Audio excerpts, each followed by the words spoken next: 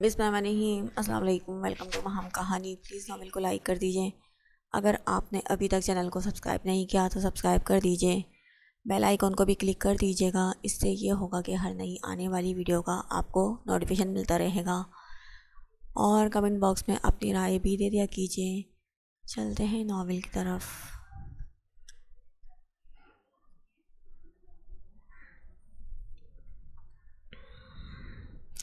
وہ ایاد خان کے بتائے کمرے میں خاموشی سے بستر پر پڑی تھی۔ تھکن اور طبیعت خرابی کے باوجود اسے نیند نہیں آ رہی تھی۔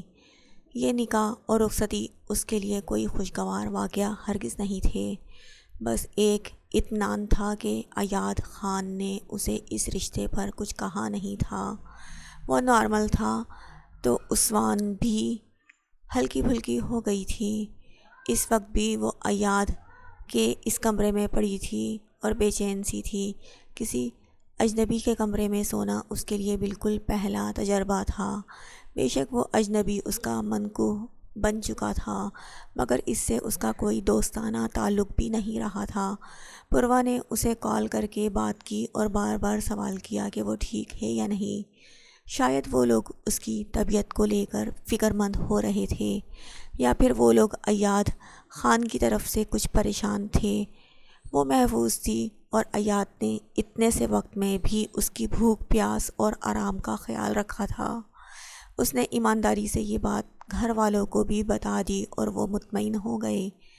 اب جب اسے یہاں پڑے ہوئے 3-4 گھنٹے گزر چکے تھے تو آرام دہ بستر اور پرسکون ماحول میں اسے نیند آنے لگی تھی، مگر وہ پھر بھی جمائیاں لیتی زبردستی آنکھیں کھولے پڑی تھی، یوں جیسے سو گئی تو کچھ غلط ہو جائے گا۔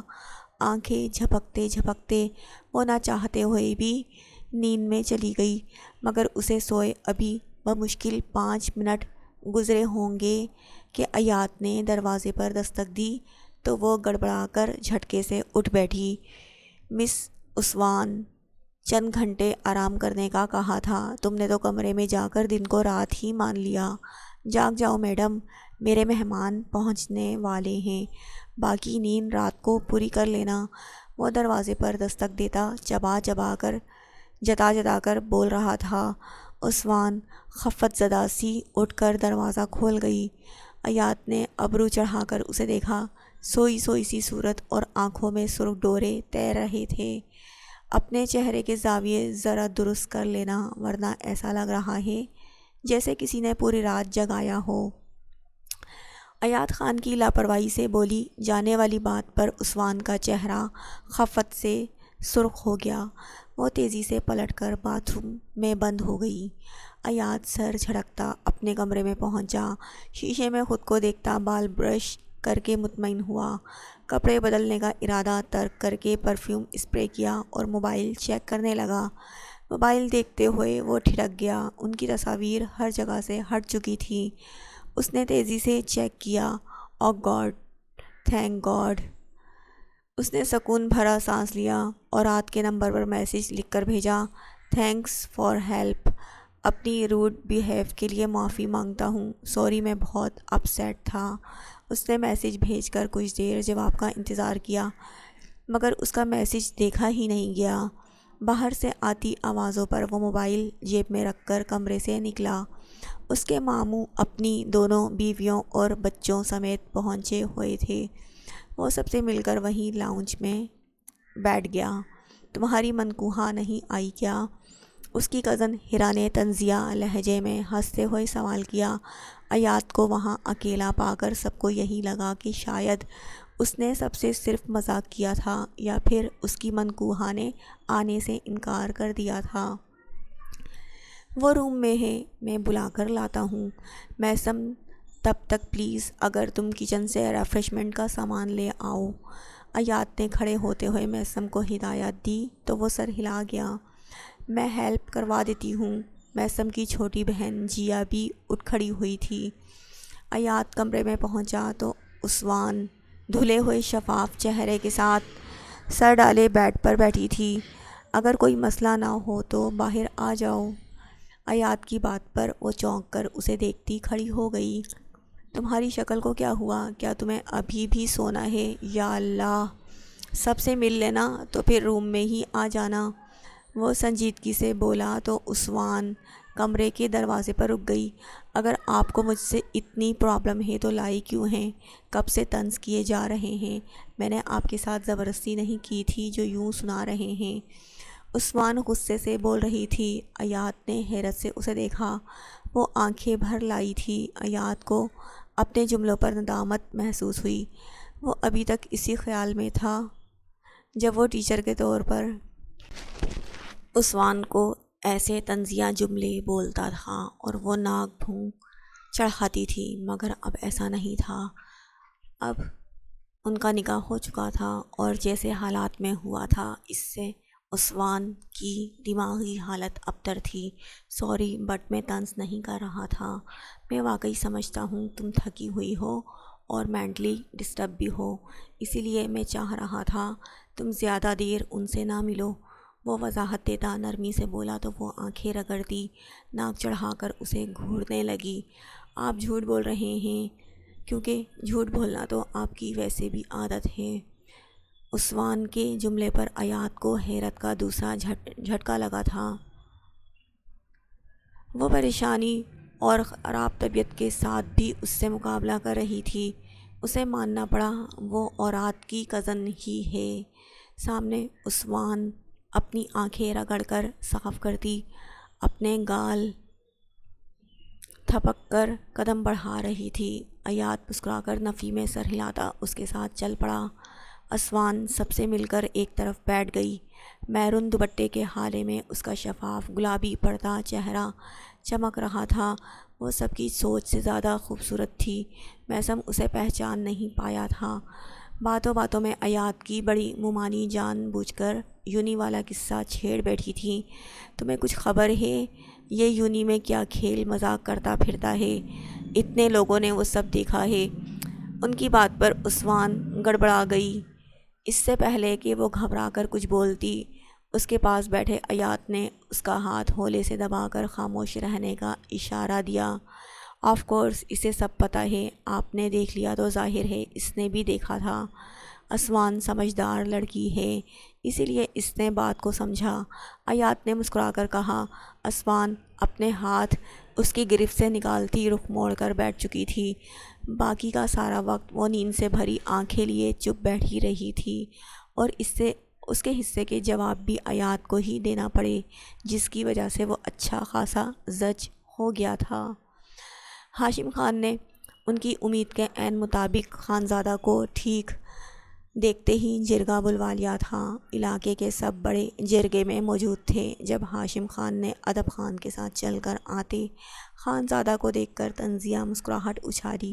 سنا ہے خان حویلی میں روایات کی بڑی پاسداری کی جاتی ہے، بیٹیوں کو بیٹوں کے برابر حقوق حاصل ہیں، مگر سردار صاحب یہاں تھوڑی غلطی کر دی ہے آپ نے، کیونکہ لگتا ہے آپ کے خاندان کی بیٹیاں لڑکوں سے بھی 2 ہاتھ آگے نکل رہی ہیں۔ ہاشم خان کی طنزیہ گفتگو اور غیر اخلاقی جملوں پر خانزادہ کا چہرہ سرخ ہوا تھا۔ ادب خان بھی خانزادہ کی سخت ہدایات کی وجہ سے ضبط کیے کھڑے رہے تھے۔ ہاشم خان نے وہ چند تصاویر اور ویڈیو علاقے کے سرپنچ کے حوالے کی تاکہ وہ بھی سب دیکھ سکیں، اور پھر جرگے میں ان کے علاوہ کون تھا جس نے وہ ویڈیو نہیں دیکھی تھی؟ خانزادہ لب بھینچے بیٹھے رہے۔ یعقوب خٹک نے اس ویڈیو پر تمسخر سے سر جھٹکا۔ شاید سردار صاحب کو اب سرداری سے رخصت ہونا چاہیے، کیونکہ ان کے خاندان کی بیٹیاں اگر تعلیمی اداروں میں یہی سب کرتی رہیں تو ان کے پورے خاندان کو دربدر کیا جائے گا۔ یعقوب خٹک نے بھی وہاں اپنی ضلالت کا بدلہ اتارا تھا۔ اب فیصلہ تو سردار صاحب خود کریں گے کہ لڑکی کو قاری کیا جائے یا علاقہ بدر کیا جائے، ان کو سرداری سونپ دی جائے۔ ہاشم خان نے وہاں بیٹھے سب لوگوں میں اپنا فیصلہ مشورے کے طور پر پیش کیا۔ سب تعصب سے سر ہلاتے تبصرے کر رہے تھے۔ سردار خانزادہ اس معاملے میں کچھ بولنا چاہو گے؟ ایک سرپنچ نے سنجیدگی سے خانزادہ کو دیکھا۔ ضرور بولوں گا، ابھی تو دیکھ رہا تھا کہ کس کس کو ہمارے خاندان کی سرداری سے تکلیف ہے۔ یعقوب خٹک نے کس بات کی بھڑاس نکالی ہے میں خوب سمجھ رہا ہوں، مگر ہاشم خان کا فیصلہ میں بعد میں کروں گا۔ میری بیٹی کی طبیعت اس روز یونیورسٹی میں خراب ہو گئی تھی، اور اسے جو لڑکا سنبھال رہا ہے وہ اس کا شوہر اور ادب خان کا بیٹا ایاد خان ہے۔ نہ وہ ایسا کوئی غیر اخلاقی کام کر رہے ہیں کہ ہمیں جواب دہ ہونا پڑے، نہ ہی یونیورسٹیوں میں ایسے کام کے لیے اڈے بنے ہوئے ہیں۔ خانزادہ نے اطمینان سے بولتے ہوئے ہاشم خان کا دماغ، جبکہ یعقوب خان کا چہرہ توہین سے سرخ ہوا۔ سردار خانزادہ نے صرف بات کو دبانے کے لیے جھوٹ۔ ہاشم خان اس انکشاف پر بھوکلا گیا تھا۔ جھوٹ بولنے کی ضرورت نہیں ہے، میں سرپنچوں کو نکاح نامہ دکھانے کو تیار ہوں، اگر یہ مجھ سے مانگے۔ خانزادہ نے سپاٹ لہجے میں کہا۔ بالکل نہیں سردار صاحب، ہم لوگوں کے لہجے سے پہچان لیتے ہیں کون سچا ہے کون جھوٹا۔ پھر آپ کے خاندان کی عزت و شرافت کا کون گواہ نہیں ہے؟ ایک سرپنچ نے نرمی و عزت سے جواب دیا۔ مگر میرے خاندان کی نیک نامی کو ڈبونے کی کوشش کی گئی ہے۔ ہاشم خان نے ان کی تصاویر اور ویڈیو کیوں بنوائی؟ اس کا سوال جرگے میں سب کے درمیان کیا جائے اور سزا بھی تجویز کی جائے۔ اس ذلیل حرکت کی وجہ تو یقیناً مجھے یہاں ذلیل کروا کر سرداری سے ہٹانے کی ہوگی، مگر تم نے ثبوت دیا ہے کہ تمہارا خاندان کتنا نیچ سوچ رکھتا ہے۔ خانزادہ غصے سے سرد لہجے میں بولتے چلے گئے۔ ہاشم خان ذلت سے زمین میں گڑ گیا۔ جرگہ خانزادہ کے لیے بلایا گیا تھا، مگر ضلالت خود اٹھا رہا تھا۔ اس کا بنا بنایا پلان اسی پر کیسے پلٹ گیا، وہ اس وقت حیران تھا۔ وہ جانتا تھا خانزادہ کی بیٹی کی طبیعت خراب نہیں ہوئی تھی بلکہ وہ نشے میں تھی، مگر یہ بات ثابت کرنے بیٹھتا تو اپنی چال کھل جاتی۔ اسے اندازہ نہیں تھا خان حویلی کی لڑکی کو جو بچانے آیا تھا وہ ادب خان کا بیٹا اور اس کا اپنا شوہر تھا، ورنہ وہ کبھی ان تصاویر کا استعمال نہیں کرتا۔ ہاشم خان، اس حرکت پر تمہیں 1 سال تک علاقے سے باہر جانے کی اجازت نہیں ہے۔ اس کے بعد کوئی شکایت ملی تو تمہیں تمہارے خاندان سمیت علاقہ بدر کیا جائے گا۔ سرپنچ صاحب نے ہاشم خان کا فیصلہ کیا۔ وہ سرخ چہرہ لیے تیش سے بھرا بیٹھا تھا۔ اور یعقوب خٹک، اپنی عمر اور رتبے کا خیال کرو، ورنہ آئندہ میرے خاندان کی بیٹیوں کے لیے ایسے گھٹیا الفاظ استعمال کیے تو خدا کی قسم زبان کھینچ لوں گا۔ مجھے تمہاری غیرت پر حیرت ہے کہ میری حویلی میں تمہاری بہن اور بیٹی بھی موجود ہے، اس کے باوجود تم میری عورتوں پر بولے ہو۔ خانزادہ نے یعقوب خٹک کو ترش لہجے میں جتایا۔ یعقوب خٹک یکدم سب کے درمیان چور سا بن گیا۔ اس جرگے میں موجود مردوں میں اسی علاقے کا ایک جوان لڑکا موبائل سیدھا رکھے خاموشی سے کھڑا تھا، اور اس کے موبائل پر چلتی ویڈیو کال پر اوراد خانزادہ نے شعلہ بار آنکھوں سے جرگے کی پوری تفصیل دیکھی تھی۔ پھر وہ لڑکا فیصلہ ہونے پر نامحسوس انداز سے کال کاٹتا جرگے کے رش سے باہر نکل آیا اور دور نکلتے ہوئے موبائل پر آتی اوراد خانزادہ کی کال اٹینڈ کی۔ جی خان صاحب، میرے لیے کوئی اور حکم؟ اس نے ادب بھرے لہجے میں سوال کیا۔ ہاشم خان کے بندوں تک پہنچو اور پتہ کرو اس کا یقین جیت کر اس کا وفادار بننے کی کیا ضرورت ہے، اور یہ کام 3 دن میں کر لینا۔ اسلم خان اوراد نے سنجیدہ لہجے میں اسے حکم دیا۔ بالکل ہو جائے گا خان صاحب۔ اسلم خان نے نہایت اعتماد کے ساتھ اسے یقین دلایا تھا۔ کر لو تو مجھے خبر دینا۔ اوراد نے مختصر سا جملہ بول کر کال کاٹ دی۔ اسلم خان نے پلٹ کر جرگے سے جاتے لوگوں کو دیکھا اور ایک طرف قدم بڑھا دیے۔ وہ اس علاقے کا پھرتیلا اور نہایت چالاک لڑکا تھا۔ کچھ سال پہلے اس کی ماں کے علاج کے لیے اوراد کی طرف سے خاموشی سے دی گئی ایک بڑی رقم کے بعد سے اس کی وفاداری اوراد خانزادہ سے مرتے دم تک قائم ہو چکی تھی۔ اور یہ بالکل پہلا موقع تھا جب اوراد خانزادہ اس سے کام لے رہا تھا۔ وہ اپنی جان پر کھیل کر بھی اوراد کا اعتماد جیت لینا چاہتا تھا تاکہ ہمیشہ کے لیے اوراد کا خاص اور وفادار ملازم بن جائے، مگر یہ فیصلہ وقت کے ساتھ ہونے والا تھا کہ وہ واقعی وفادار تھا یا دشمن۔ رباز اپنے ساتھ ایقان کو لیے مال میں گھوم رہا تھا۔ وہ آنکھیں پھاڑے شیشے کی دکانوں سے نظر آتے چمکتے دمکتے سامان اور ماڈرن ازم کے نام پر مردانہ طرز کے جینز شرٹ جیسے لباس پہن کر گھومتی لڑکیوں کو دیکھ رہی تھی۔ تمہاری شاپنگ کے لیے ہمیں اوپر والے فلور پر جانا ہوگا، یہاں آؤ، رباس نے کہتے ہوئے اس کی کلائی تھام کر ایک جانب قدم بڑھائے۔ ایقان سر ہلاتی اس کے ساتھ چل رہی تھی مگر نظریں اطراف پر جمی ہوئی تھیں۔ یہاں وہاں دیکھتے ہوئے سیڑھی پر قدم رکھا تو اسے جھٹکا لگا۔ اس سے پہلے کہ وہ لڑکھڑا کر گرتی، رباز نے اس کی کمر کے گرد بازو پھیلا کر اسے خود سے لگایا۔ یہ یہاں سے گر جاؤں گی میں۔ خود بخود بجلی سے اوپر کی جانب جاتی سیڑھی پر کھڑی ایقان کی ٹانگیں لرزنے لگی۔ اس کی حالت پر رباز کے لیے ہنسی دبانا مشکل ہو گیا۔ پاگل لڑکی، میں ہوں نا، تمہارے ساتھ گرنے نہیں دوں گا، ہم پہنچنے والے ہیں، آرام سے قدم فرش پر رکھ دینا، ایزی رہو، دیکھو سب تمہیں دیکھ رہے ہیں، اس کے کان کے پاس جھک کر رباز نے آہستگی سے سمجھایا۔ وہ نفی میں سر ہلاتی روحان سی ہو گئی۔ اوپر والے فلور پر پہنچ کر رباز نے اسے تیزی سے فرش کی طرف کھینچ کر اتارا تھا، ورنہ وہ اترنے کا سوچ کر ہی گھبرا چکی تھی۔ آپ مجھے یہاں لائے ہی کیوں؟ میں ان سیڑھیوں پر نہیں چڑھ سکتی، میں سب کے درمیان گر جاتی تو۔ وہ اترتے ہی راستے سے ہٹ کر ایک طرف ہوتی دبی دبی آواز میں اس سے لڑنے لگی۔ مجھے نہیں پتہ تھا، آئی ایم سوری، مجھے پہلے بتانا تھا نا، رباز نے معذرت کرتے ہوئے نامحسوس انداز میں سہارا دے کر سنبھالا تھا۔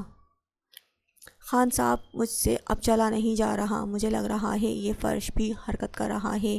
ایقان اس کے کان کے پاس ہو کر سرگوشی کرتے روحان سے لہجے میں بولی۔ رباز کا جی چاہا زور زور سے کہے لگائے۔ وہ سوچ بھی نہیں سکتا تھا ایقان اتنی سادہ لڑکی ہوگی۔ وہ چہرہ دوسری جانب موڑ کر نچلا لب دانتوں تلے دبائے ہنسی روک رہا تھا۔ خان صاحب، وہ اپنا وزن اسی پر ڈالے اس کے سہارے چلتی اسے پھر سے پکارنے لگی۔ ایقان، بس تم مجھے دیکھو، مجھے بتاؤ کہ تمہیں کیسے ڈریسز چاہئیں، بلکہ ایسا کرتے ہیں، وہ سامنے ہی شاپ ہے، وہاں سے تم اپنی پسند کے فینسی ڈریس دیکھ لو، رباز نے نرمی سے بولا اور سامنے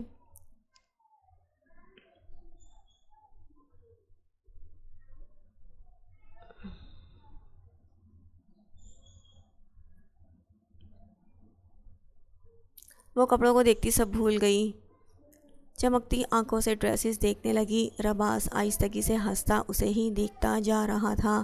ایقان کے خوف کی وجہ سے اسے ساری شاپنگ اسی فلور سے کرنی پڑی۔ اس کے ڈریس کی میچنگ جیولری اور سینڈلز کے علاوہ اپنے اور اس کے پرفیومز تک لے لیے۔ ایقان نے تھک کر اس سے واپس چلنے کی منت کی، مگر واپسی کے لیے اسی جگہ پہنچنے پر ایقان گھبرا کر پیچھے ہٹ گئی۔ میں نیچے کیسے جاؤں گی اب؟ وہ بس رونے ہی والی تھی۔ رباز نے اس کا ہاتھ تھاما اور قدم بڑھا کر دوسری جانب موجود گلاس لفٹ میں داخل ہوا۔ ایقان نے سکون بھرا سانس لیا۔ نیچے پہنچ کر باہر نکلتے ہوئے وہ سب بھول گئی، مگر رباز اب بھی اس کی حالت پر ہنس رہا تھا۔ باہر ابھی دن ڈھلنے کے آثار واضح ہوئے تھے۔ ایقان باہر سے کھانے پینے کی شوقین نہیں تھی، اسی لیے وہ گاڑی میں بیٹھتے ہی حویلی کی طرف روانہ ہو گئے۔ شام تک آرام سے پہنچ جائیں گے ہم، تم ریسٹ کرنا چاہتی ہو تو کر لو ایقان، رباز نے روڈ پر آتے ہی ایقان کا سر سہلاتے ہوئے نرمی سے کہا۔ وہ سر ہلاتی سیٹ کی بیک سے پشت ٹکا گئی۔ رباز نے خالی روڈ آنے پر گاڑی کی رفتار بڑھا دی اور آج سب کے بار بار کہنے کے باوجود مہندی سے ایک روز پہلے ہی حویلی پہنچا تھا۔ ہال میں کھڑی گل جان سے ملا اور سیدھا اپنے کمرے میں پہنچ کر فریش ہوا۔ بال برش کرتے ہوئے پلٹ کر دیکھا تو الہام کمرے کے دروازے پر کھڑا تھا۔ وہ یقیناً اسی کا منتظر تھا کیونکہ وہ اس سے اپنی شاپنگ کا پہلے ہی بول چکا تھا۔ اس کی شاپنگ پہلے بھی اورات ہی کرتا تھا، لہٰذا پسند ناپسند کا مسئلہ نہیں تھا۔ اپنا سامان یہاں سے لے لو، الہام اور علیحہ کے سامان کو مت چھیڑنا، اسے میں خود دے دوں گا۔ اسے ہدایت دے کر وہ کمرے سے نکل گیا۔ پریان سے ملنے ان کے روم میں پہنچا تو وہاں خانزادہ بھی موجود تھے۔ السلام علیکم، اس نے نارمل انداز میں دونوں کو سلام کیا اور ایک طرف بیٹھ گیا۔ اوراد، میں بس تمہیں ہی کال کرنے والی تھی بیٹا، فیملی ایونٹ میں انسان ہیلپ ہی کروا دیتا ہے۔ سب انتظامات ابراہیم اور عباس نے کیے۔ الہام تو ویسے بھی فارغ ہے، علیحہ بھی ناراض ہے تم سے کہ تم اس کو وقت نہیں دے رہے۔ پریان اس کے پاس بیٹھ کر اسے سمجھانے لگی۔ وہ سر جھکا گیا، جی بس تھوڑا بزی ہو گیا تھا۔